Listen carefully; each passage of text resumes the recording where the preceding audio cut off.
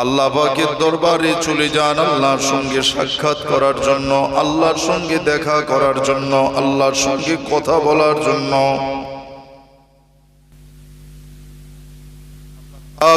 আল্লাহ তাআলা আপনি আমাকে আয় রব্বুল আলামিন, আল্লাহ তাআলা আপনি আমাকে দেখা দিন, আল্লাহ আপনাকে আমি দেখব। আল্লাহ পাক তিনি বলে দিলেন লান তারানি, তুমি আমাকে দেখতে পাবে না। আল্লাহ পাক আরানি আয় রব্বুল আলামিন, আয় রব্বুল আলামিন আপনি আমাকে দেখা দিন। না ছোট দেখবে। আল্লাহ বললেন ঠিক আছে দেখো। আল্লাহ পর্দার ভিতর থেকে আল্লাহ সাময়িক কালে সূক্ষ্ম পরিমাণ আল্লাহ নূরের তাজাল্লি দেখিয়েছে। আল্লাহকে এখনো দেখায় নূরের তাজাল্লিতে তুর পাহাড় পুড়ে ছাই হয়ে গেল, পুড়ে সারকার হয়ে গেল। মুসা আলাইহিস সালাম যখন হুঁশ ফিরেছে তিনি উঠে দেখলেন সব কালো মাটির উপরে দাঁড়িয়ে। মুসা আলাইহিস সালাম বললেন আল্লাহ আমার দেখার স্বাদ মিটেছে, আমার দেখার স্বাদ মিটেছে। ও দুনিয়ার মানুষেরা, আল্লাহ রাব্বুল আলামিন আমাদের জন্য খাস করে হাবিবের উম্মত হওয়ার কারণে আল্লাহ পাক আল্লাহ তাআলা তিনি as-সালাতু মিরাজুল মুমিনিন, এই মুমিনের জন্য আল্লাহর সঙ্গে সাক্ষাতের জায়গা বেছে দিলেন। সেটা হলো নামাজ। নামাজ নামাজ নামাজে দাঁড়াবেন, আপনি আল্লাহকে দেখছেন, না হলে আল্লাহ আপনাকে দেখছেন। আর সেই আল্লাহ পাকের সম্মুখে দাঁড়িয়ে পড়ে আমরা আল্লাহর দিকে খেয়াল থাকি না। আমার আল্লাহ আমাকে দেখছে কথা আর মনে নাই। যদি কিনা দুনিয়ার কোন প্রশাসনের সামনে দাঁড়াতো ওর মাথাটা এমনিতে হ্যাট হয়ে যেত। দুনিয়ার কোন হেডমাস্টার যদি ডাকে অফিসে পার্সোনাল, ওই স্টুডেন্টের মাথাটা নমনীয়তা হয়ে যেত, তার মনটা নরম হয়ে যেত। কিন্তু আমার আল্লাহ সর্বশ্রেষ্ঠ মালিক যিনি, খলিক যিনি, তিনি হলেন রব্বুল আলামিন। তিনার সম্মুখে দাঁড়াবার পরে মনে হয় যেন একটা মস্তান দাঁড়াচ্ছে। কথা বুঝেন? আল্লাহর সম্মুখে দাঁড়াবে যখন, তার দাঁড়ানোর ধরনটা কেমন হবে? ও সোনার চাঁদ মানি, আজ কেন দোয়া কবুল হতেছে না? আজ কেন দোয়া কবুল হয় না? এত আলেম ওলামা প্রতিদিন রাতে জিকির করে, এত আলেম ওলামা ওয়াজ নসিহত করে, এত আলেম ওলামা আল্লাহর দরবারে দোয়া করছে। আল্লাহ আল্লাহ পাক আল্লাহ তাআলার দরবারে আল্লাহ আপনি বৃষ্টি নাজিল করুন। আল্লাহ পাক গরমে টিকতে পারি না, কষ্ট হয়। এর মূল কারণ হলো মুসলমান যাকাত দেওয়া বন্ধ করে দিচ্ছে।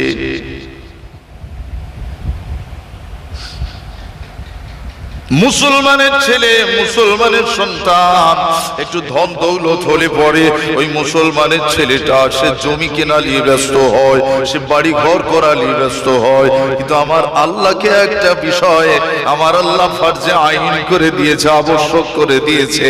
এই দুনিয়ার মানুষ, দুনিয়ার জমিনে তোমার যে এমন করে সারা বছরে খেয়ে পড়ে তারপরে এত টাকার মালিকানা একটা নির্ধারিত দিয়ে দেওয়া হয়েছে।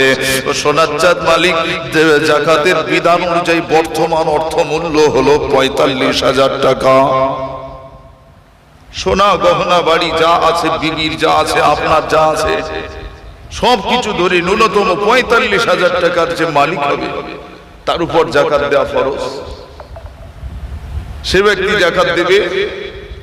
এখন ৪৫,০০০ টাকার মালিক কে নয় বলেন? কে নয়? আমার কথা বুঝে আসছে না? আসে না বাবা? তাহলে আমরা আল্লাহর বিধানটাকে এড়িয়ে চলছি না। হাদিস শরীফের মধ্যে এসেছে মুসলমান যখন যাকাত দেওয়া বন্ধ করে দেবে আমার আল্লাহ বৃষ্টি দেওয়া বন্ধ করে দেবে। মুসলমান যখন দান করা বন্ধ করে দেবে আমার আল্লাহ গাছের ফল দেওয়া বন্ধ করে দেবে। মুসলমান যখন দুনিয়ার জমিনে এমন করে ফকির মিসকিনদেরকে গালিগালাজ করবে, এহনাত করবে, সরে যা, চলে যা, পরে আয়, দেখা কর, এমন করে যখন বানা দেখাবে দুনিয়ার জমিনে আমার আল্লাহ তাদের পানির কষ্ট দেবে। কথা বুঝে আসে না?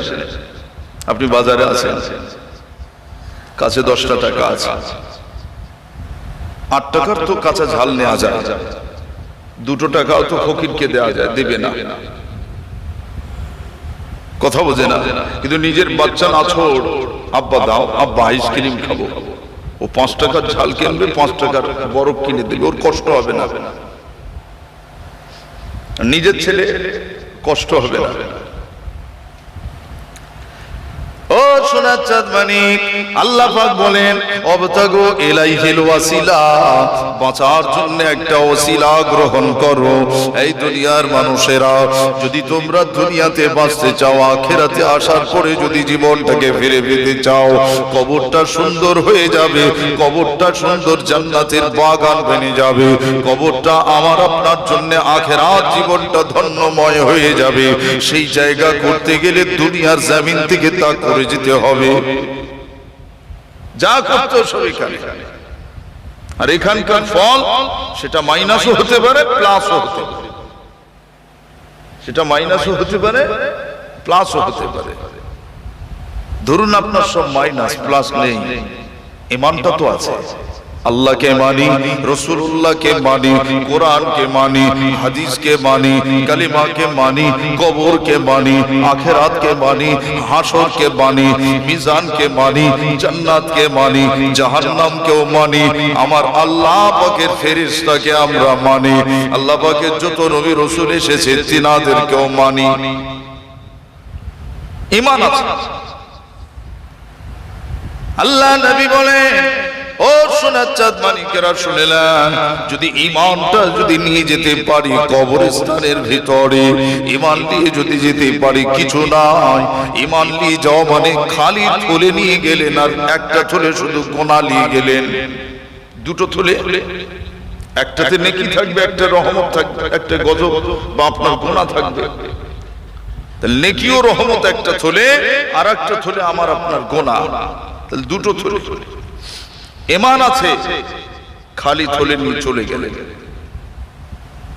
দুনিয়ায় কিচ্ছু করা হয়নি, আমল করা হয়নি, কোনো কাজ ভালো কাজ করিনি, যা করছি সব খারাপ।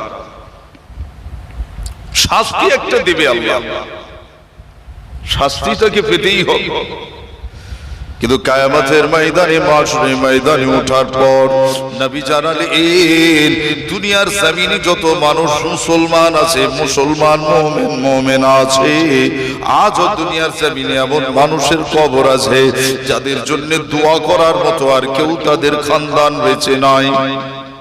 হতে পারে এমন লোক কবরে চলে গেছে, যাদের জন্য দোয়া করবে এরকম তার খানদান ছেলে মেয়ে কেউ আর নেই। ও সোনা মানিক, এই দুনিয়ার মুমিনেরা, মুসলমানেরা দোয়া করে, প্রতিদিন প্রতিটা সময় দোয়া করে, আল্লাহ পাক হাবিবের যত উম্মত দুনিয়া ছেড়ে বিদায়, কুল মুমিন মুসলমানদের রুহে সব পৌঁছে দিন। বলে না বলে, দুনিয়ায় সে আমল করেনি, দুনিয়ায় সে ভালো কাজ করেনি, খারাপ কাজ করেছে, কিন্তু কিয়ামত আসার আগ পর্যন্ত তার তলে আল্লাহর রহমত ভরে যাবে। কিয়ামতের ময়দানে যখন উঠবে, আল্লাহ রাব্বুল আলামিন জিজ্ঞেস করবে, আয় বান্দা বলো বলো, এই থলে এই রহমতগুলো এলো কোত্থেকে? আমালের তো একটা খাতা রয়েছে, আমালের খাতা। প্রত্যেকের জীবন বিধানের একটা বিধি, লিপিবিধি, সেখানে লেখালেখি চলছে। কিরামান কাতিবিনা ইয়ালামুনা মা তাফআলুন, সম্মানী ফেরেশতারা আমাদের নিকটবর্তী, আমাদের কাছে থাকেন, আর আমরা যা যেখানে করি না কেন সব কিছু লেখেন তারা, সব কিছুর ছবি রাখেন তারা, সব কিছুর প্রুফ রাখেন তারা।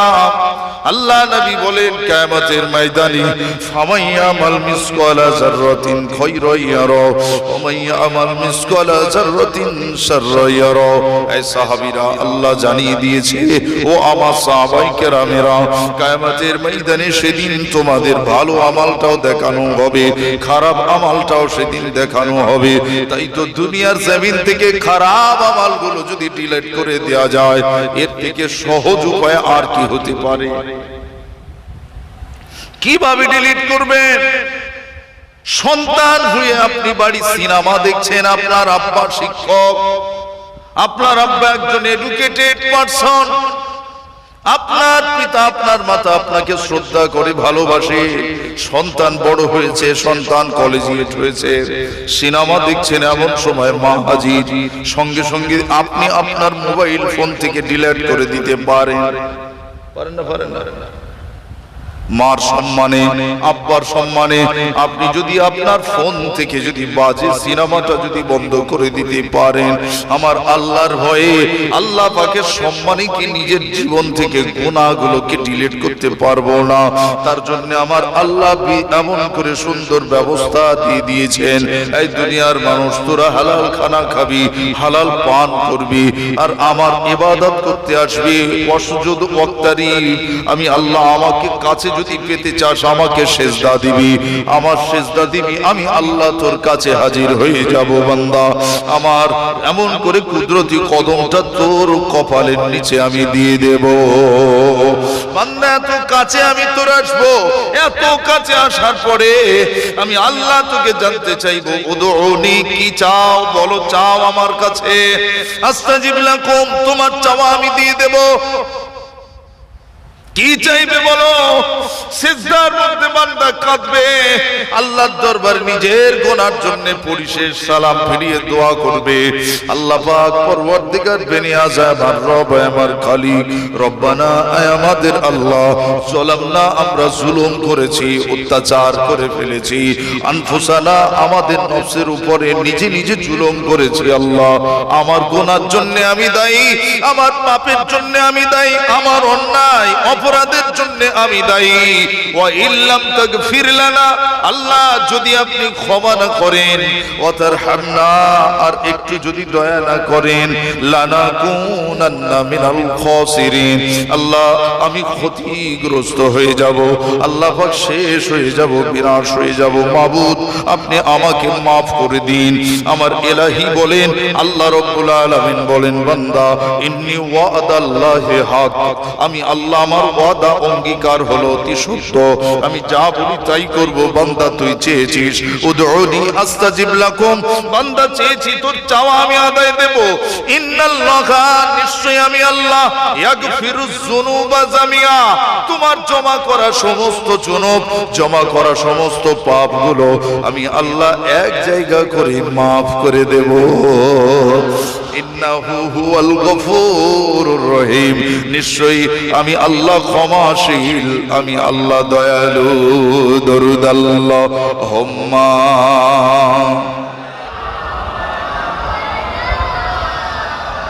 ওয়া আলা আলি সাইয়্যিদিনা।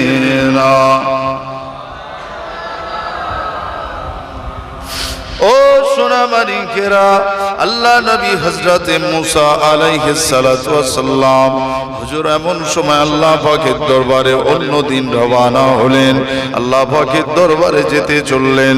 যাওয়ার পথে তিনি দেখলেন এক আল্লাহর আবেদ আল্লাহর জিকিরে মশগুল, আল্লাহর জিকিরে মশগুল,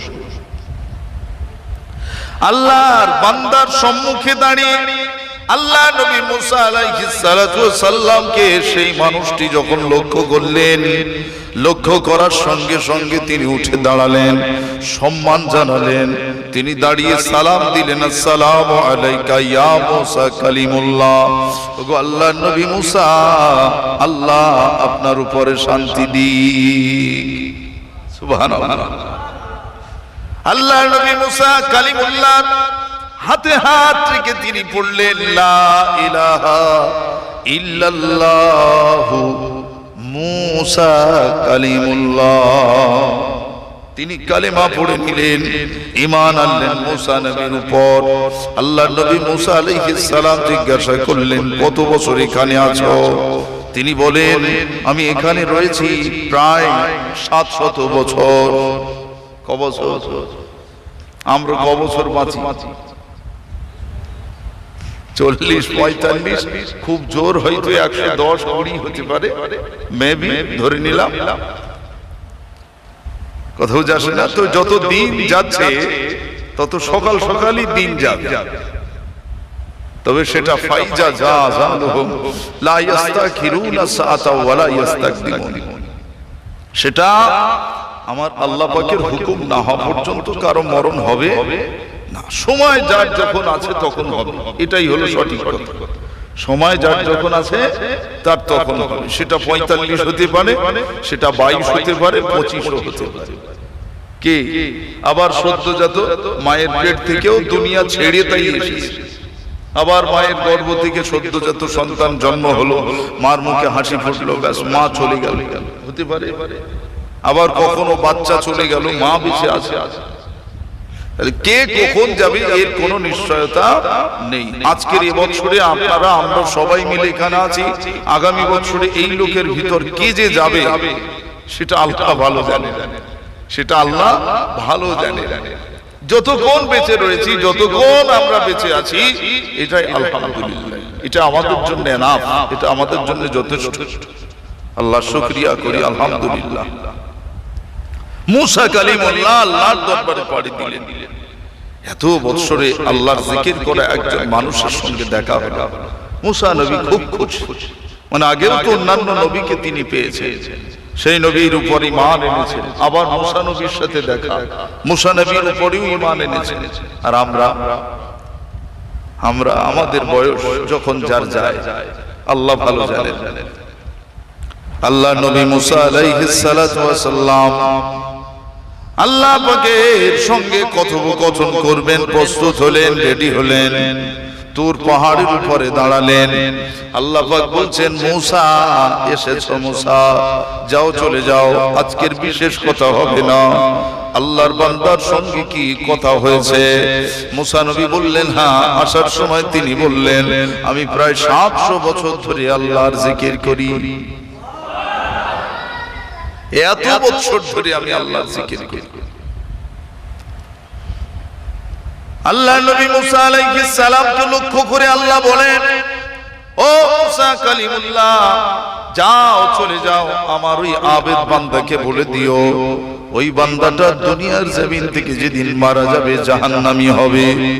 যাও, চলে যাও, বলে দেবে লোকটাকে জাহান্নামের ঘোষণা দিয়ে দিও। আল্লাহ পাকের নবী মুসা কালিমুল্লাহ ঝরঝর করে কাঁদতে কাঁদতে এমন করে তুর পাহাড় থেকে নেমে আসেন। পথে মধ্যে তার সঙ্গে আবার দেখা হলো। জিজ্ঞাসা করেন, কি এমন কথা আল্লাহ আমার জন্য বললেন? আল্লাহ নবী মুসা কালিমুল্লাহ তিনি নীরবতা পালন করেন, চুপ থাকেন, কোনো কথা বলেন না। না বলে পরে দেখা করো, এই আওয়াজটা দিয়ে মুসা কালিমুল্লাহ চলে যায়। ভাবছেন আমার আল্লাহর হুকুম, এটা তো তাকে জানাবার কথা, আল্লাহ বলে দিয়েছেন। কি করে বলি এই কথাটা? যদি বলি বেচারা বড় দুঃখ পাবে, বড় কষ্ট পাবে, এ কথা এখন বলবো না। আল্লাহর নবী মুসা কালিমুল্লাহর পিছন আর ছাড়ে না, লোকটার পিছন ছাড়ে না। নিশ্চয়ই আল্লাহ কোন খোঁজ খবর অথবা কোন খবর আমার জন্য পাঠিয়েছে। মুসা নবী পরে দেখা করতে বলবেন কেন? মুসা নবীর পিছন পিছন যান আর একটাই আওয়াজ দেন, হুজুর আমার আল্লাহ আমার সম্পর্কে কি এমন খবর দিয়েছেন বলুন। আল্লাহর নবী মুসা কালিমুল্লাহ তৎক্ষণাৎ ঝরঝর করে কেঁদে ফেললেন, ও গো আল্লাহর বান্দা, তোমার জন্য বড় খুশির খবর আমি দিতে পারলাম না, বড় বেদনার খবর দিই। তুমি কাঁদবে জানি, তোমার মনে কষ্ট হবে জানি, কিন্তু আমার আল্লাহর হুকুম, এখানে আমার কিছু করার নাই। আমি আল্লাহকে তোমার ব্যাপারে বিশদ জানিয়েছি, তোমার ব্যাপারে বিস্তারিত জানিয়েছি, কিন্তু আল্লাহ পাক তিনি যেটা চেয়েছেন তার উপর সিদ্ধান্ত দেওয়া তো আমার দ্বারা হয় না, আমার দ্বারা শোভা পায় না। আমার রব তিনি, আমার খলিক তিনি, আমি তার পয়গম্বর। তিনি পাঠিয়েছেন আমাকে দুনিয়ার জমিনে পয়গাম পাঠানোর জন্য, তোমাদের কাছে পয়গাম পৌঁছে দেওয়ার জন্য। আল্লাহর কথা আল্লাহ জানিয়ে দিয়েছে তুমি জাহান্নামী হবে। যেই এই কথা বলেছে আল্লাহর বান্দা তৎক্ষণাৎ ঝরঝর করে কাঁদা তো দূরের কথা, মুচকে হেসে বললেন, এই খবর, এই খবর দিয়েছেন আল্লাহ আমাকে জাহান্নামে দেবেন। আলহামদুলিল্লাহ, আলহামদুলিল্লাহ, আলহামদুলিল্লাহ, সুম্মা আলহামদুলিল্লাহ, লাকাল হামদ ওয়া লাকাল শুকর। ইলাহির দরবারে বারবার শুকরিয়া আদায় করছে। ছেলেটি মুসা কালিমুল্লাহকে সাক্ষী রাখলেন, আল্লাহর সিদ্ধান্ত যেটা সেটাই মেনে নেব, আল্লাহর সিদ্ধান্তে আমার তো কিছু করার নাই।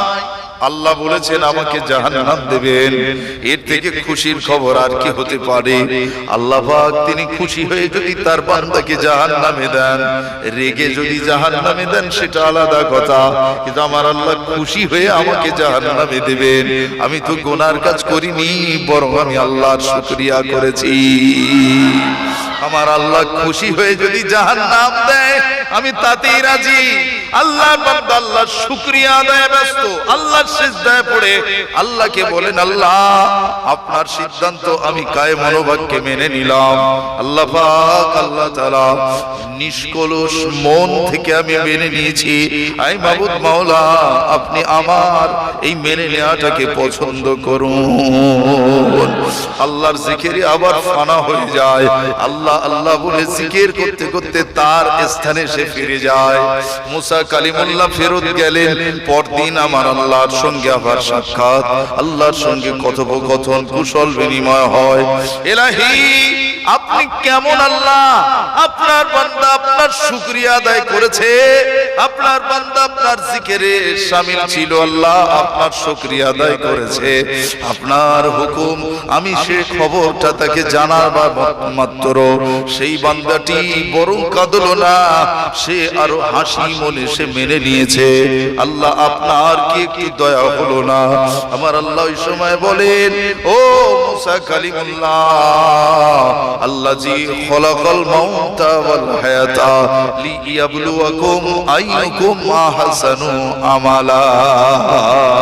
হে আমার নবী মুসা, দুনিয়ার জমিনে, পৃথিবীর জমিনে যে ছেলেটা প্রায় 700 বছর বাঁচিয়ে রেখেছেন যে আল্লাহ, সেই আল্লাহকে সে জিকির করেছে ঠিক, তার রুজি তো আমি আল্লাহ দিয়েছি, তার শরীরে কোনো কষ্ট দিই না, তার তো হায়াতটা এতদিন বাড়িয়ে রেখেছি আমি আল্লাহ। আমি কি তার একটু পরীক্ষা লব না? সে আমার প্রতি কতটা সন্তুষ্ট?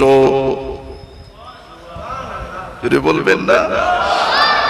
আল্লাযী খলাকাল মাউত, কোরআন শরীফে এসেছে, আল্লাহ বলেন আমি মওত সৃষ্টি করেছি, আমি মওতকে সৃষ্টি করেছি, ওয়াল হায়াত, আমি হায়াতকেও আমি আল্লাহ বানিয়েছি। আগে মওত আল্লাহ বানিয়েছি, তারপরে হায়াত। যদি কেউ আপনাদের জিজ্ঞেস করে আল্লাহ কি আগে বানিয়েছে, হায়াত না মওত, আপনারা কি উত্তর দেবেন? আগে মওত, আগে আল্লাহ আগে মওতকে বানিয়েছে, তারপরে হায়াতকে বানিয়েছে। আগে আদম, আদম নবী আগে ছিল মৃত, কোন জান ছিল না, কোন জান ছিল না, কোন প্রাণ তাকে দেওয়া হয়নি, কাদা দিয়ে মাটি দিয়ে সুন্দর করে বানানো। তারপর তার ভিতরে আমার আল্লাহ কুদরতি হাতে রূহকে প্রবেশ করালেন, হায়াত দিলেন। তাহলে আগে ছিল মৃত, আগে ছিল কি মৃত, পরে হলো জীবিত। তাই আল্লাহ পাক বলেন আল্লাযী, যিনি হলেন সেই আল্লাহ যিনি মওতকে আগে বানালেন পরে হায়াত বানালেন। লিয়াবলুয়াকুম, আল্লাহ রাব্বুল আলামিন বলেন আমি তাদের পরীক্ষা নেব যাদের আমি হায়াত দিয়েছি। মওত একদিন আসবে, মওত তো একদিন হবে, সেটা আমার 40 বছর হোক, একটু আগে আলোচনা হচ্ছিল, সেটা 42 হোক, সেটা 50 হোক, সেটা 100 শতাধিক বছর হোক, যত বছর আপনি হায়াত পাবেন নিশ্চিত আমার আল্লাহ ওই হায়াতের বাজে একটা দিন হলেও পরীক্ষা নেবে, কিছু সময় হলেও আমার আল্লাহ মাঝে মাঝে পরীক্ষা নেবে। যে ড্রাইভার তার মাঝে মাঝে ভাড়া দেবে না, সে আল্লাহর প্রতি কতটা সন্তুষ্ট থাকে সেটাই আল্লাহ দেখবে। সে যদি নিজে মনে করে না না আল্লাহ আমার জন্য ভালাই চেয়েছেন, তাই আল্লাহ আমাকে আজ বাড়িতে রেখেছেন, হয়তো হতে পারে মেবি কোনো অ্যাক্সিডেন্ট হতে পারে বড় ধরনের, আজ তাই আমার আল্লাহ সেই অ্যাক্সিডেন্টের হাত থেকে বাড়ি বসিয়ে রেখেছে, ভাড়া দেয়নি। সে কতটা আল্লাহর প্রতি সন্তুষ্ট থাকে। ডাক্তারের দোকানে ডাক্তার সাহেব প্রেসক্রিপশন করবে, রোগী নাই, আল্লাহ পরীক্ষা নেবেন, বান্দা ওই পরীক্ষা নেবে, তার রোগী নাই, কতটা আল্লাহর প্রতি সে সন্তুষ্ট। চাষবাস হবে। এবছর পাট ভালো হয়েছে, কিন্তু আগামী বছরে হয়তো পাট ভালো নাও হতে পারে। এবছর ফসল সুন্দর হয়েছে, আগামীতে ফসল নাও হতে পারে। একই চাষ, একই ওষুধ, একই কীটনাশক, একই ভাবে পানি দেওয়া, একই সেচ, একই জোন, একই চারা, একই ক্ষেত, একই মাটি, সব ঠিক, কিন্তু আল্লাহর বরকত দিল না। এটা আমার আল্লাহর পরীক্ষা, এটা আমার আল্লাহ। কখনো কখনো ব্যাগের কাজে বরকত হবে, কখনো হবে না। কখনো সেলাই কাজ 6 মাস নেই, 6 মাস আবার এত দিল সে নিয়ে উঠতে পারে না, হতে পারে। কখনো শারীরিক অসুস্থতা দিয়ে পরীক্ষা হবে, কখনো সুস্থতা দিয়ে পরীক্ষা হবে। ফ্যামিলির মা জ্বর এলো, আব্বা জ্বর এলো, বিবি জ্বর এলো, আমারও জ্বর এলো, বাচ্চারও জ্বর এলো, এমন করে আমার পাশের বাড়ি আত্মীয় স্বজন তাদেরও জ্বর এলো। এটা হতে পারে আল্লাহর পরীক্ষা, আল্লাহ পরীক্ষা। এজন্য আল্লাহর কাছে চাইতে হয়, রব্বুল আলামিন আপনি যখন আমাদেরকে পরীক্ষা নেবেন, আল্লাহ আপনি আমাদের রহমতি সবর দেবেন, যেন আমরা ধৈর্য হারা না হয়ে যাই, ধৈর্য হারা না হয়ে যাই। আপনাকে তো আমাকে হয়তো 1 সপ্তাহ পরীক্ষা, না হলে 1 বছর পরীক্ষা, না হলে 1 মাস, না হলে 6টা মাস ধরে একটা রোগে ভোগে আস্তে আস্তে সুস্থ হয়ে যায়। কিন্তু আমার আল্লাহ হযরতে আইয়ুব আলাইহিস সালাতু ওয়াস সালামকে 27টা বছর ধরে পরীক্ষা নিয়েছিলেন। কত বছর? কত বলেন? কত বলেন? 27 বছর। আপনার আলোচনার কোনো অসুবিধা হচ্ছে বোধহয়, বুঝতে অসুবিধা হচ্ছে। ও সোনার চাঁদমানিকেরা, হযরতে আইয়ুব আলাইহিস সালাতু ওয়াস সালামের গায়ে পক্স বার হলো, গায়ে পক্স বার হলো, ঘা হলো। ওই পক্সের ভিতরে আস্তে আস্তে পোকা তৈরি হয়ে গেল। হযরত আইয়ুব আলাইহিস সালামের সারা শরীর পচতে শুরু করলো। কোন ঔষধে আর কাজ হয় না। বিবি সাহেবান তেনার সেবা শুশ্রূষা করেন, গ্রামবাসীরা সব অতিষ্ঠ হয়ে যায়। হায় রে হায়, আইয়ুব আলাইহিস সালামের শরীর থেকে এত দুর্গন্ধ বার হয়, এই দুর্গন্ধে গ্রামের মানুষ টিকতে পারে না। সবাই মিলে আইয়ুব নবীকে কচু পাতা অথবা কলা পাতা তুলে আলোকে আলোকে জঙ্গলের ভিতর নিক্ষেপ করে আসে, ফেলে আসে। আইয়ুব আলাইহিস সালাম সেখানে আল্লাহর শুকরিয়া আদায় করে, সেখানে আল্লাহর জিকির করেন। আল্লাহ যাতে রাজি, আমি আইয়ুব নবীও তাতে রাজি। আর আমরা সামান্য 6টা মাস যদি কষ্ট পাই, তাতে যেন অতিষ্ঠ হই। আল্লাহকে আল্লাহ দেখতে পায় না, আমার শুধু রোগ দেয়। নাউযুবিল্লাহ। এরকম বলে অনেকে, আমার বাড়ি যত জ্বর, আল্লাহকে নেই। কথা বোঝে না। আল্লাহ বোঝার তৌফিক দিক, বলেন আমিন। ও সোনা মানিকেরা, আল্লাহর নবী আইয়ুব আলাইহিস সালাতু ওয়াস সালাম 27টা বছর পরে, 27 বছর পরে আল্লাহর নবী আইয়ুব আলাইহিস সালাতু ওয়াস সালাম তিনি কিনা 1 তারিখে তিনি কাঁদছেন, এত কাঁদছেন যে কান্না এতদিন খুশি ছিল, এতদিন হ্যাপিনেস ছিল, এতদিন তার হৃদয়টা উৎফুল্ল ছিল। আল্লাহর জন্য জিকির, আল্লাহর জন্য শুকরিয়া। মাবুদ, পোকা আমার দেহ সব খেলিক, আমি তাতে রাজি। পোকা আমার দেহ, আমার বদনের সমস্ত গোশত, হাড় হাড্ডি সব যদি খেয়ে ফেলে আমার কোনো কষ্ট লাগবে না। আল্লাহ পাক আমার জবানে পোকা আজ কামড়ালো, আল্লাহ আমার জবানটা যেন পোকায় না খায়, আল্লাহ আমার চোখটা যেন পোকায় না খায়। আল্লাহর নবী আইয়ুব আলাইহিস সালাম কাঁদতে কাঁদতে বলেছিলেন, মাবুদ আপনি আমার জবানটা পোকায় খাওয়াবেন না। আপনি যদি পোকায় খাইয়ে দেন আল্লাহ বলে ডাকতে পারবো না। আল্লাহ আমার সব অঙ্গ প্রত্যঙ্গ পোকায় খেয়ে ফেলুক, আমি তাতে রাজি, আমার জবানে যেন পোকা দিবেন না। আমার আল্লাহ এত খুশি হয়েছিলেন হযরত আইয়ুব আলাইহিস সালামের উপরে। আল্লাহ সেদিন দুনিয়ার কোনো ডাক্তার লাগেনি, কবিরাজ লাগেনি, হসপিটালের বেড লাগেনি, কোনো নার্সিং হোমের স্পেশাল কোনো ডাক্তার লাগেনি, কোনো তার পরিচারিকাও লাগে নাই। আমার আল্লাহ তিনি যথেষ্ট, যিনি রোগ দেন তিনি রোগ থেকে মুক্তি দেন। কিন্তু সুস্থ দেবেন আমার আল্লাহ একটা ওসিলা, একটা ওসিলা, ওয়াবতাগু ইলাইহিল ওয়াসিলা।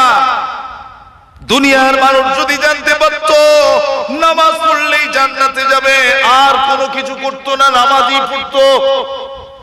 দুনিয়ার মানুষ যদি জানতে পারতো কুরবানি করলে জান্নাত পাওয়া যাবে, শুধু কুরবানিটাই দিত, আর কোনো কিছু করতো না।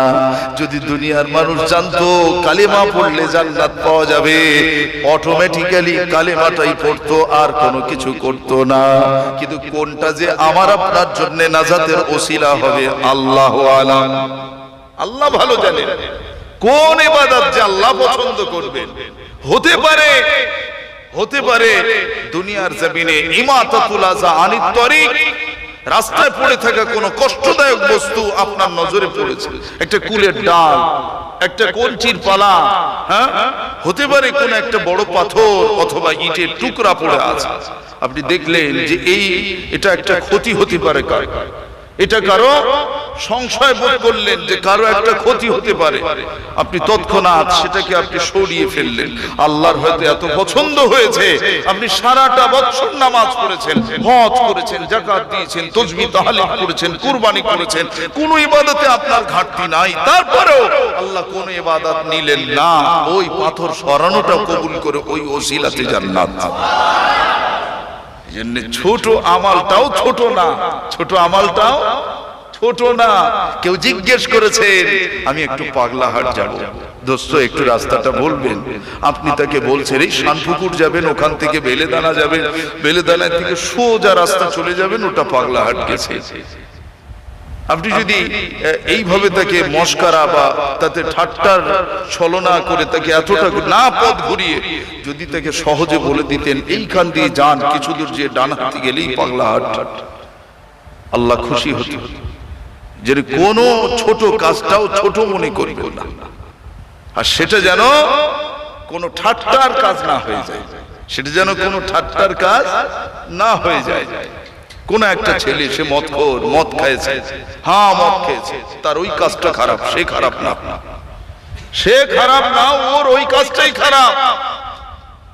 ওই মদওয়ালা মদখোর সে ছেলেটা ভালো হয়ে গেছে, নামাজ পড়তে আসে প্রতিদিন, তার ভিতরটা জেগেছে, হঠাৎ কোথাও গালিগালাজ হচ্ছে, সে দাঁড়িয়ে বলল এত গালিগালাজ করে এগুলো খারাপ জিনিস। একজন হঠাৎ বলে ফেললো তুই যা যা, কদিন আগে মদ খেতিস, এখন আবার ভালো হয়ে আমাদের মাসলা দিতিস, বাড়ি যা, এরকম বলে না, ও গুনাহগার হয়ে গেল। এই ছেলেটা, এই মদখোর ছেলেটা যদি রিটার্ন, ও যদি আবার মদ খেতে শুরু করে, যত গুনাহ হবে ওই ছেলেটার জন্য, ওই ছেলেটার গুনাহ হবে, ওর আর হলো না। কিয়ামতের মাঠে ময়দানে হয়তো আল্লাহ ওর ওই মদখোরকেই হয়তো জান্নাতে দেবে, আর ওই যা মদের গুনাহ ওর নিয়ে ওকে সব বই বেড়াতে। যেন কারো কোনদিন সৎ কাজে উৎসাহ দেওয়া ভালো, কিন্তু সৎ কাজে নিরুৎসাহ করা ভালো না। এই ছেলেপিলেরা, এই বাচ্চারা আজকে সালে সব দিয়েছি, ভালো কাজ, সৎ কাজ, এর তো মেলা দেয় নাই, এর তো কোনো আড্ডাখানা দেয় নাই, হ্যাঁ, এরা না দিয়েছে কোনো ঠাট্টা মস্করার কোনো জায়গা করেনি, এরা করেছে গফির আল্লাহ জামবিক, এখানে বসলেই পরে আমার আল্লাহর পক্ষ থেকে ক্ষমা নাজিল হবে। এটা এমন একটা আয়োজন করেছে, আল্লাহর রহমত নাজিল হবে। লা ইয়াকুদু কওমুন ইয়াজকুরুনাল্লাহ ইল্লা হাক্কাহুমুল মালায়েকা, যে জায়গায় বসলে পরে আল্লাহর পক্ষ থেকে ফেরেশতা আসেন, আর ওই ফেরেশতারা আমাদের মতো গুনাহগারদের পাশে তারা বসে যায়। এখানে ভাববেন যে শুধু আমরা একা আছি তা না, ওরাও ওয়াজ শুনছে, ফেরেশতারা তারাও ওয়াজ শুনছে আমাদের পাশে বসে। ও গশিয়াতুহুমুর রাহমা, আল্লাহর পক্ষ থেকে রহমত নাজিল হয়। ওয়া নাযালাত আলাইহিমুস সাকিনাহ, আল্লাহর পক্ষ থেকে এই জায়গায় শান্তি নাজিল হয়, শান্তি নাজিল হয়। এটা সেই জায়গা। ওয়া যাকারাহুমুল্লাহু ফী মান ইনদাহু, এই জায়গায় আসলে পরে আমার আল্লাহ খুশি হয়ে, তিনাকে যেমন আমরা জিকির করছি, আমার আল্লাহ তিনিও আমাদের নিয়ে ফেরেশতাদের সামনে জিকির করছে। জানো জানো এটা কি চালতাবেড়িয়া?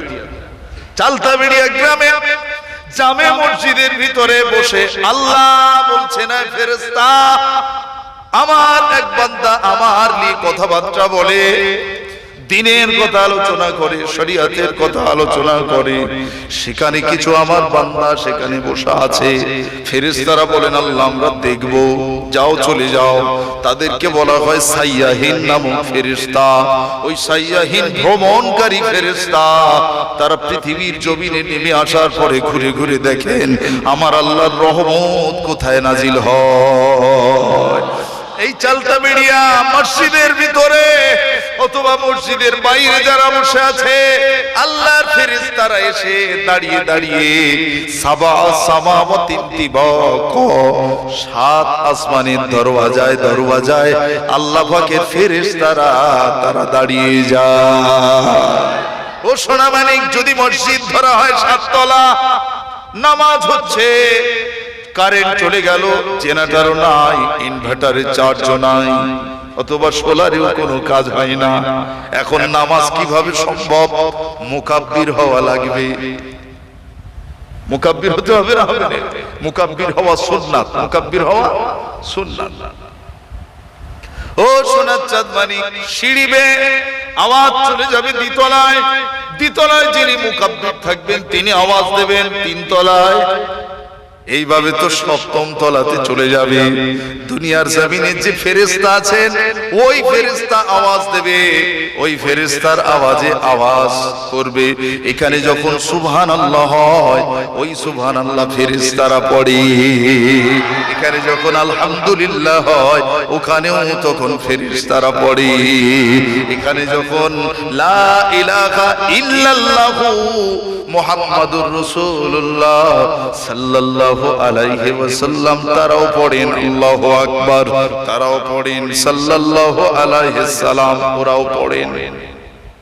ওই আওয়াজ প্রথম আসমান, দ্বিতীয় আসমান, তৃতীয় আসমান, চতুর্থ আসমান, পঞ্চম, ষষ্ঠ, সপ্তম আসমান পরিমাণ সকল ফেরেশতারা একই আওয়াজে বুলন্দ করে। ওই আওয়াজ আল্লাহ পাকের আরশে মুআল্লার সামনে আওয়াজ হয়। আল্লাহ রাব্বুল আলামিনের একজন ফেরেশতা দুনিয়া থেকে চলে যান আল্লাহর দরবারে, ইলাহি এসেছি আমরা। আল্লাহ বলেন, দেখেছো কি দুনিয়ার জমিনে? কি দেখেছো?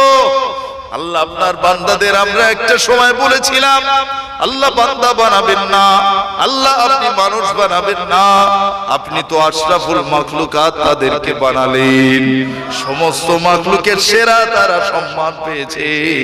আমরা ফেরেশতা, আমাদের থেকেও মানুষের সম্মান বেশি, জিনের থেকেও মানুষের সম্মান বেশি, জান্নাতের থেকেও মানুষের সম্মান বেশি, জাহান্নামের থেকেও মানুষের সম্মান বেশি, দুনিয়ার থেকেও মানুষের সম্মান বেশি, একটা কুকুরের থেকেও মানুষের সম্মান বেশি, একটা শুয়োরের থেকেও মানুষের সম্মান বেশি।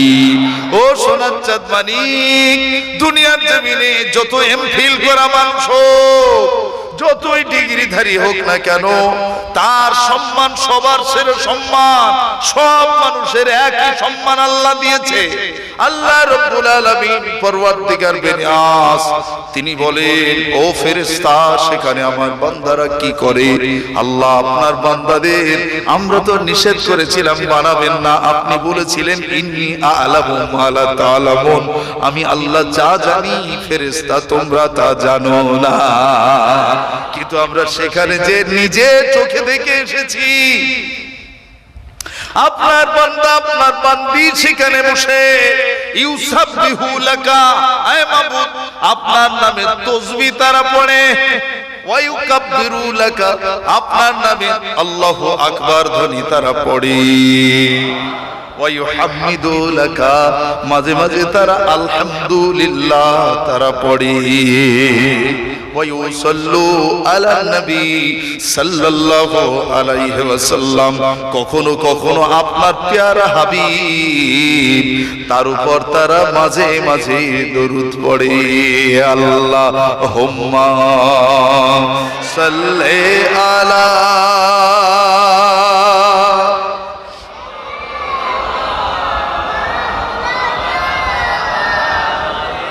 وعلى آل سيدنا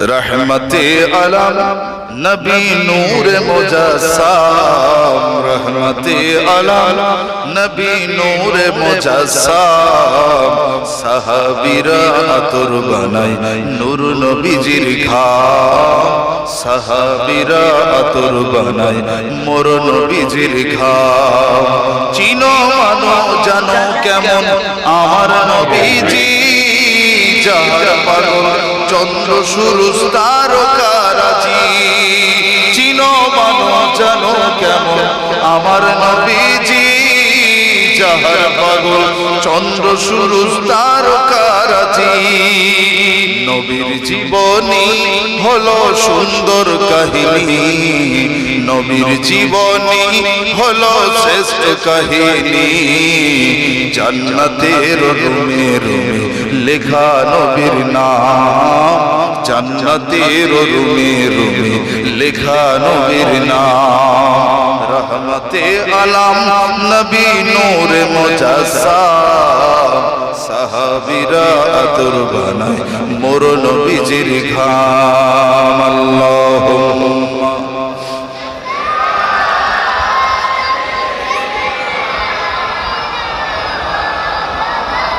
وعلى آل سيدنا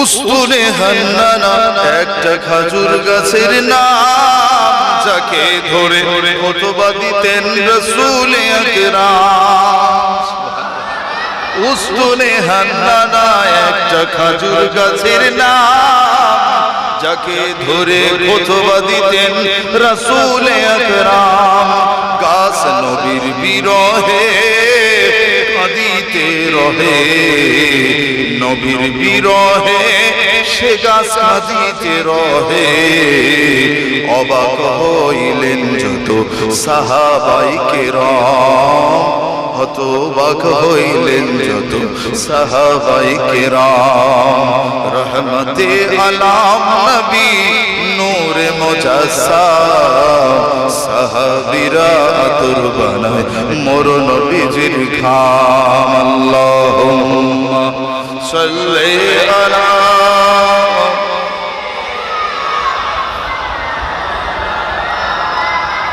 ওয়ালা আলি সাইয়্যিদিনা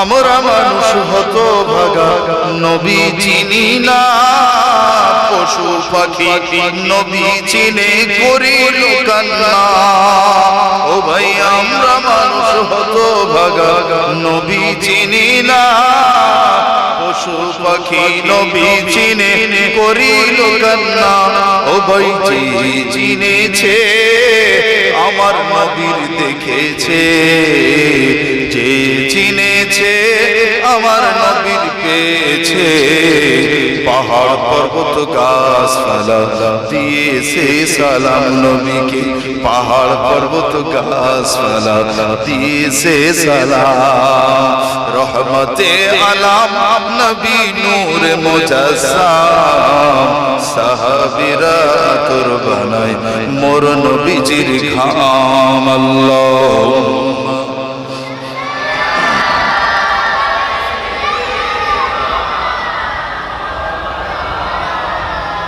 وعلى آل سيدنا اللهم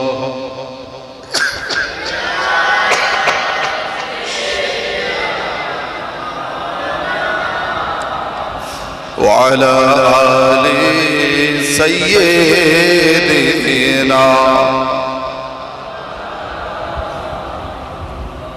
प्यारा हाजिर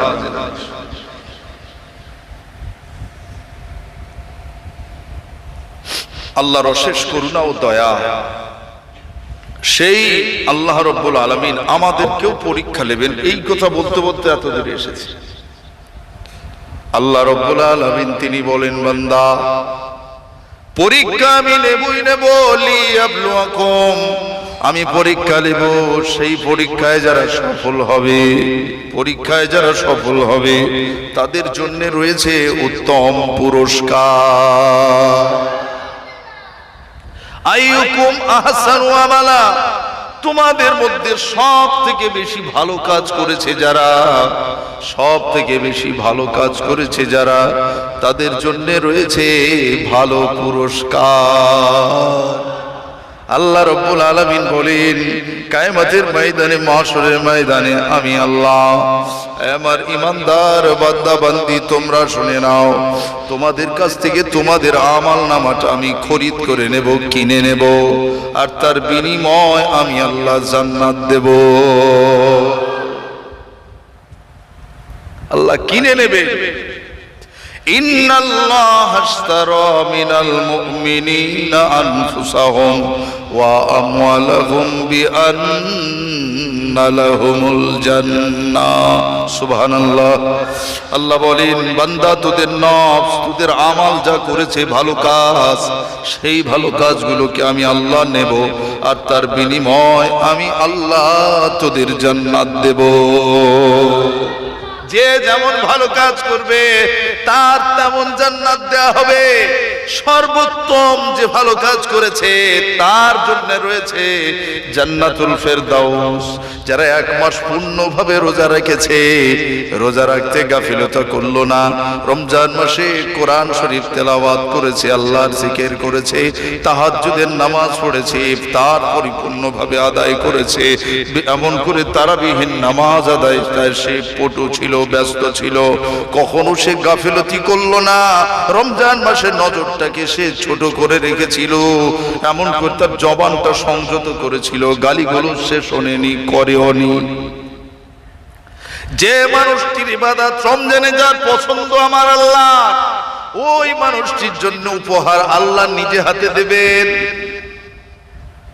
আল্লাহ বলছেন আমি নিজে হাতে করে দেব। সে পুরস্কার সে পেয়ে যাবে, সেটা হলো জান্নাতুর রায়হান। রায়হান নামক জান্নাত তাকে আমার আল্লাহ দিবে। রমজান মাস এত সুযোগ আল্লাহ দিয়েছে, এক বছর বেঁচে থাকলে তো রমজান পাবে, তাহলে জান্নাতুর রায়হান তো পাওয়ার যোগ্য সে, কিন্তু তাকে দেওয়া হবে না। আল্লাহর বান্দা আল্লাহর সম্মুখে দাঁড়িয়ে বলবে, আল্লাহ আমি নামাজ পড়েছিলাম। আল্লাহ বলবে, তুমি মিথ্যে কথা বলছো, তুমি নামাজ পড়োনি। হ্যাঁ আল্লাহ পড়েছি তো, না তুমি মিথ্যে কথা বলছো। আল্লাহ পাক যখন আল্লাহ বলবে মিথ্যা বলছে, এখানে আর কিছু বলার আছে? পরওয়ারদিগার বেনিয়াজ তিনি বলবেন, বান্দা তুমি মিথ্যা বলছো, নামাজে দাঁড়িয়ে আমার দিকে খেয়াল ছিল না, তোমার লক্ষ্য ছিল ঘড়িতে 1টা বেজে গেছে, আমার যেতে হবে অমুক জায়গায়। ইমাম সাহেব এখনো বড় দোয়া করতেছে, কেন একটু ছোট দোয়া করলো না? তোমার খেয়াল আমি আল্লাহ আমার দিকে ছিল না। তুমি যখন নামাজে দাঁড়িয়েছিলে তোমার খেয়াল ছিল কে কত বড় লম্বা, কে কতটা লোক এসেছে, এই দিক ওদিক শুধু দেখছিলে। তুমি নামাজ পড়ছিলে, তোমার নামাজ আমার জন্য ছিল না। তোমার বেই এসেছে, বেইয়ের সঙ্গে না পড়লে মান সম্মান যাবে, তাই বেইকে সাথে করে এনে বেই চলো নামাজ পড়ে আসি, মাথা ঠান্ডা করছিলে। বেইয়ের মাথাটা ঠান্ডা করছিলে, কুল তার হেড, তার মাথাটাকে শুধু ঠান্ডা করছিলে, ওটি ইবাদত ছিল না, আমার সাথে ঠাট্টা ছিল। বলো কি? আল্লাহর বান্দা ঘুরিয়ে বলবে, আল্লাহ আমি 1 মাস রোজা রেখেছি। না, তুমি মিথ্যা কথা বলছো। তুমি 1 মাস রোজা রেখেছিলে, প্রতিদিন রোজায় তুমি রোজার নিয়ত করেছিলে, সব ঠিকঠাক থাকলেও তোমার সারা দিনটা ছিল, তোমার ইনকামের রাস্তাটা ছিল হারাম। তুমি আমার জন্য রোজা রাখনি, রেখেছো তোমার জন্য। যদি তুমি আমার জন্য রাখতে, রমজান মাসে আমার ভয় করতে, অন্তত তুমি হারাম ইনকাম করতে না। সেদিন কি কৈফিয়ত দেবে? ও সোনার চাঁদ মানিক, ঈদের দিন রাতের বেলা আনন্দ করি আমরা। ঈদের রাতের বেলা আমিরুল মুমিনিন খলিফাতুল মুসলিমিন ওমর রাদিয়াল্লাহু তাআলা আনহু হুজুর রাতের বেলা ঘরের ভিতরে একা একা বসে আল্লাহ পাকের দরবারে সিজদায় যে কাঁদেন আর বলেন, আল্লাহ আপনি আমার রোজাটাকে কবুল করুন, আপনি ইফতারকে কবুল করুন, তারাবি নামাজকে কবুল করুন, আমার সেহারিকে আপনি কবুল করুন। আল্লাহ আমার কোরআন তেলাওয়াত, তাসবিহ, তাহলিল, আমার যাকাত, আমার ফিতরা, সমস্ত দানগুলোকে আপনি কবুল করুন। এভাবে যখন কান্না করছে, রাস্তার কিনারা দিয়ে তিনজন ব্যক্তি যায়। সব মানুষ কি আমিরুল মুমিনিনকে প্রিয় মনে করে? না না না, আলিমুর সাহেবকে সবাই কি ভালো বলবে? বলে না, হুজুর এত বেশি ওয়াজ করেছে, অনেক রাত ভারী হয়ে গেছে, অত বেশি বলে নাকি? কথা বোঝে না। ও সোনার চাঁদ মানিক, কে কেমন মনে নেবে সেটা তার মন জানে। তিনজন ব্যক্তি বলতে বলতে যায়, আমিরুল মুমিনিনের বাড়ি অশান্তি হয়েছে, ঝামেলা হয়েছে। নচেত আমিরুল মুমিনিন এত জোরে জোরে ফুফিয়ে কাঁদে কেন? ঠিক হয়েছে, কালকে ঈদ, আজ বাড়ি ঝামেলা হয়েছে, বেশ হয়েছে। কেন আমিরুল মুমিনিনের সময় ছিল সত্য আর মিথ্যার পৃথক, তার কাছে কোনো সত্য মিথ্যার ভেজাল ছিল না। এই জন্যই তো তাকে ফারুক বলা হয়। ফারুক মানে হলো ফারাক করা, পৃথক করে দেয়া। তার দায়িত্ব ছিল মিথ্যাকে মিথ্যা, সত্যকে সত্য। জোরে বলবেন না সুবহানাল্লাহ।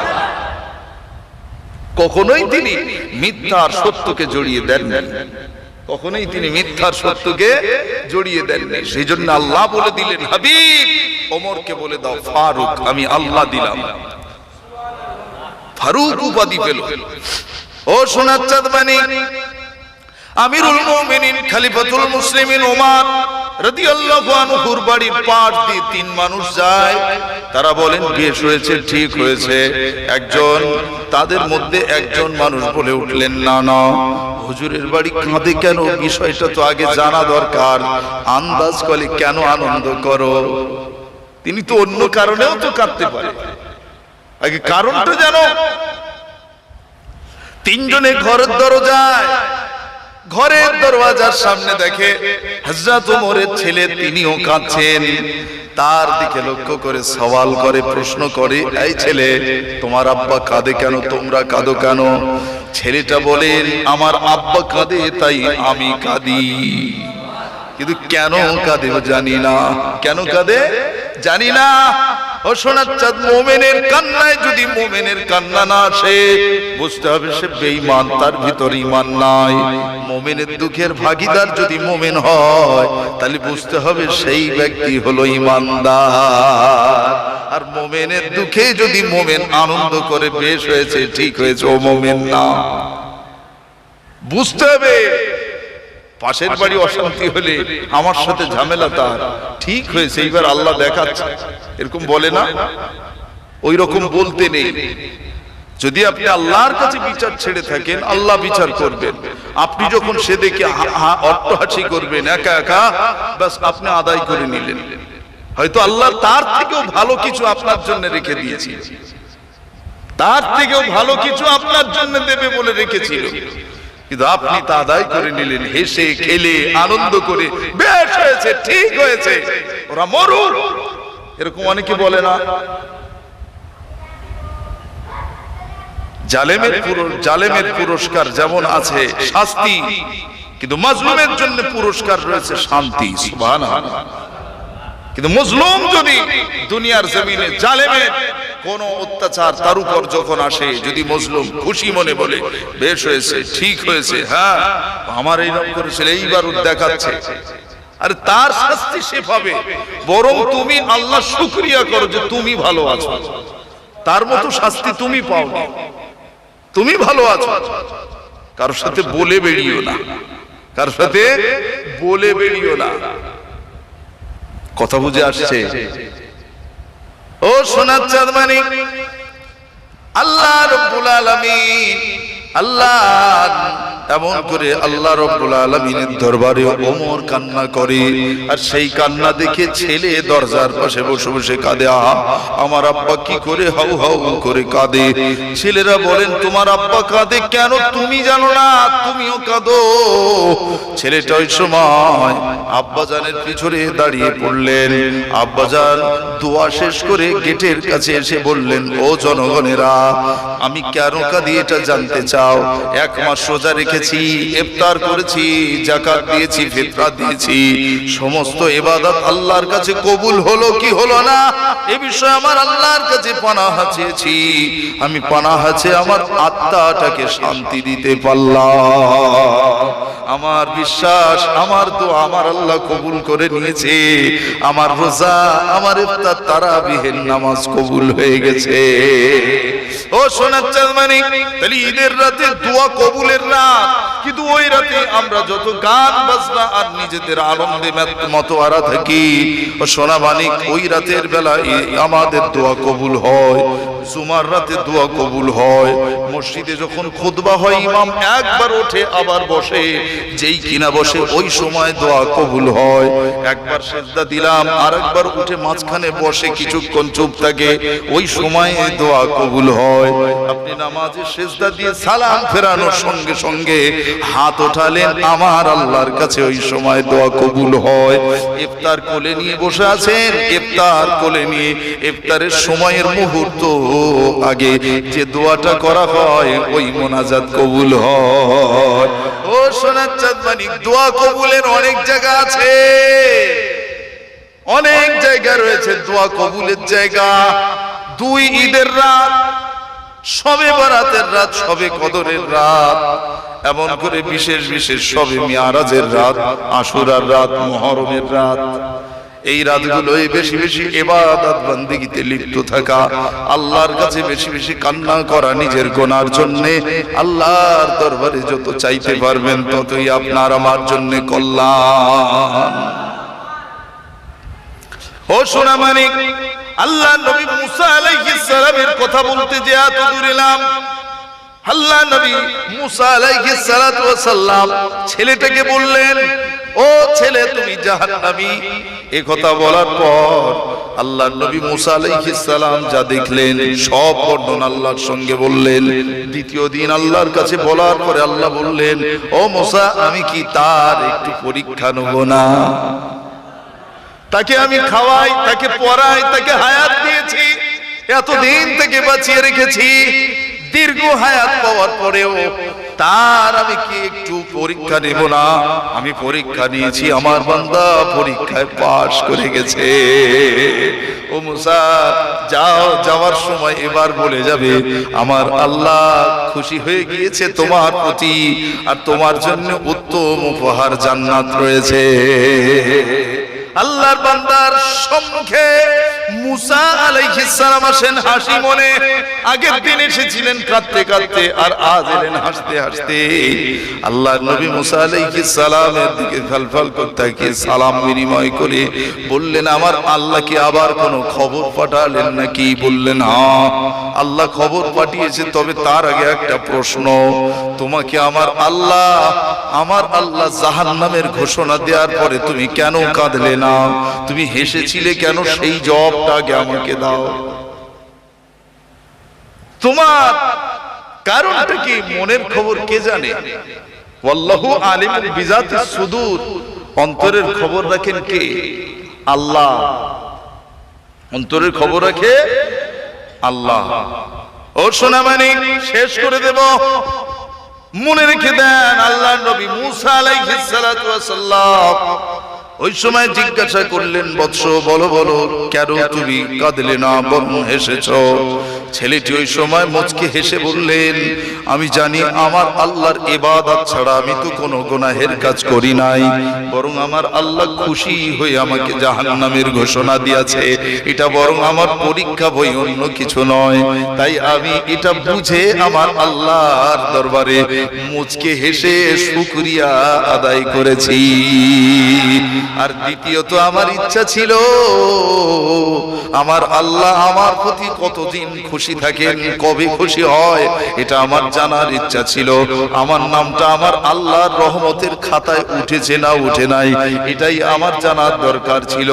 আল্লাহ যখন আমার দিকে, আল্লাহর এত বান্দা আছে, কারো দিকে খেয়াল না দিয়ে, কারো কথা তোমার সঙ্গে না বলে, ও নবী মুসা আমার ব্যাপারে যখন বললেন, আমি বুঝলাম আমি আল্লাহর বান্দা, গুনাহগার হলেও আমার আল্লাহর রহমতের খাতায় নাম তুলে নিয়েছে। আমি খুশি হয়ে আমি সেজদা দিয়েছি, আল্লাহর শুকরিয়া আদায় করেছি। মুসা নবী মুচকে হেসে বলেন, এজন্যই তুমি পুরস্কার প্রাপ্ত হয়েছো, আল্লাহর জান্নাত। আল্লাহ তোমাকে জান্নাতের উপহার দেবেন, আল্লাহ তোমাকে জান্নাতের ঘোষণা দিয়েছেন। ছেলেটা বলেন আলহামদুলিল্লাহ। ও সোনার চাঁদ, এই ঘটনা থেকে একটা মোরাল হলো, শিক্ষা হলো, আমাদের বাস্তব জীবনে বেঁচে থাকা অবস্থাটা এমন হওয়া উচিত, আল্লাহর শুকরিয়া আদায় করা অবস্থা। সদা সর্বদা আল্লাহ যাতে খুশি, আমরা তাতে খুশি থাকবো, এটাই হলো মূল মোরাল। এতগুলো ঘটনা, এতগুলো কথা বলার মূল মাকসাদ একটাই, আল্লাহ যাতে খুশি, আমরা তাতে যদি খুশি হতে পারি, সে যে অবস্থাই হোক না কেন। সারাদিন ভ্যান পায়ে চালাই, আমার গাড়িতে কেউ ওঠে না, এটা দুর্বল ভাববেন না। আমার আল্লাহ আপনার যেটুকুন রেজেক দেবে, সেই রেজেকটা এমন রেজেক হবে, জীবনে কঠিন রোগ আল্লাহ দেবে না। আর যার লাখ লাখ টাকা, তার প্রতি সপ্তাহে ডাক্তার দেখাতে হয়, মুসলমান বুঝলে পাগল সেরে যাবে। যে গরিব মানুষ 1 টাকার ট্যাবলেট খাবে, আল্লাহ ওতেই ভালো করে দিয়েছে। বড় হসপিটালের বেড লাগে না, বড় নার্সিং হোমের বেড ভাড়া লাগে না। আর যে অতি বড় লোক, চালাক, অতি চালাকের গলায় দেয়, আল্লাহ সিজদা না দিয়ে ও নিজে ডিরেকশন নেয়, নার্সিং হোম দরকার, হসপিটাল দরকার, বড় বড় জায়গা দরকার। আল্লাহ বলে, ছোট দেখি কত দৌড়তে পারিস। বরং যখন মুসিবত আসে, আল্লাহ নবী বললেন, আল মুসিবাতু মির রাহমাতিল্লাহ, মুসিবত হচ্ছে আল্লাহ পাকের রহমত। আমরা বিপদ থেকে বিপদ মনে করি, কিন্তু বিপদটা তো আল্লাহর রহমত। নবী বলছেন, এখানে কোনো অবিশ্বাসের জায়গা আছে? আল্লাহর রহমতের জন্য আপনার গুনাহ মাফ হয়ে যাবে। ওই অসুস্থ অবস্থায় থাকাটায় আপনার হয়তো জীবনের কোনো বড় গুনাহটা আল্লাহ এই শোধ করে দিচ্ছে। যেটা জাহান্নামে থাকতে হতো, যেটা জাহান্নামে কাটাতে হতো, সেই জাহান্নাম না দিয়ে হয়তো সাময়িক কালের একটু জ্বর দিল, একটু অসুস্থতা দিয়ে আপনার গুনাহটাকে আল্লাহ মাফ করে দিয়েছে। আমরা এটা বুঝি না। আল্লাহ নবী বললেন, যখন তোমাদের মুসিবত আসবে, as-sadaqatu turaddul bala, তোমরা সাদকা করবে, দান করবে বেশি বেশি। তোমরা ছটফট করবে না, কোথায় যাব, কোন ডাক্তারের কাছে যাব, কোথায় যাব, কোথায় দৌড়বো, ছটফট করো না, সবরের সাথে চলবে। সাদকা করবে, বেশি বেশি দান করবে, দেখবে আল্লাহ মুসিবত তুলে নেবে। যিনি রোগ দিয়েছেন তিনি সুস্থ দেবেন, যিনি মুসিবত দিয়েছেন তিনি শিফা দেবেন। সুবহানাল্লাহ। আমরা তেনার প্রতি দৃঢ় বিশ্বাস যদি রাখতে পারি, ইয়াকিন যদি থাকে, ঈমান বিল্লাহ যদি থাকে, আর রাসূলের প্রতি দৃঢ় বিশ্বাস, ঈমান বিল রাসূল যদি থাকে, ইনশাআল্লাহ আল্লাহর দয়ায় আমরা পুরস্কৃত হবই হব, ইনশাআল্লাহ। সোনার চাঁদ মানিকের আমার, তাহলে যেটা বলতে চাচ্ছিলাম, কিয়ামতের মাঠে আল্লাহ 4টে খাতা দেখবেন। একটা হলো নবীদের খাতা, আমাদের নাম তো নবীদের খাতায় নেই, আছে। একটা হলো সিদ্দিকদের খাতা, যারা সত্যবাদী, দুনিয়ায় ন্যায়পরায়ণতা। তো আমরা ন্যায়পরায়ণ হতে পারিনি, আমরা সত্যবাদী না, কেউই না, হতে পারিনি। আর হওয়ার চেষ্টা করলেও পারবো বলে মনে হয় না, কেন মিথ্যা অভ্যাস হয়ে গেছে। মিথ্যা অভ্যাসে বর্জন করাটা ভালো। যদি বর্জন করতে পারে, ভালো হতে পারে, আলহামদুলিল্লাহ, এটা আপনার লাকি, সেটা আপনার আখলাক চরিত্রের উপর নির্ভর করবে। আপনি মিথ্যাবাদী সেজে থাকবেন নাকি সত্যবাদী হবে, সেটা নারী হতে পারে, পুরুষও হতে পারে। তৃতীয় খাতা, শুহাদা, যারা শহীদ হয়েছে আল্লাহর রাস্তায়। হাড়োয়া পীর গোরাচাঁদ আব্বাস আলী মাক্কি রহমাতুল্লাহ আলাইহি, ঘুটিয়ারি মোবারক আলী গাজী রহমাতুল্লাহ আলাইহি, ভাঙ্গুর পীর সুলতান আসগর আলী রহমাতুল্লাহি আলাইহি এমন করে ফুরফুরা শরীফে 4 শহীদান, গঞ্জের সোহাদা যারা রয়েছে, আরো সোহাদাই কেরাম মেদিনীপুরে হাজারো শহীদ রয়েছে। যত শহীদ যেখানে রয়েছে, ভাঙড়ের বুকে শহীদ আছে। ভাঙড় হাই স্কুলের পাশেই, ভাঙড় হাই স্কুলের পাশেই দেখবেন একটা কবরস্থান আছে, খুব ব্যাক রয়েছে, তুলোর দোকান টোকান আছে। ওইটা হলো শহীদানদের কবরস্থান, সাধারণ কোনো কবর না। কত মূল্যবান কবরস্থান। কোন মুসিবত এলে ছুটবেন, শহীদানদের কবরস্থান জিয়ারত করবেন।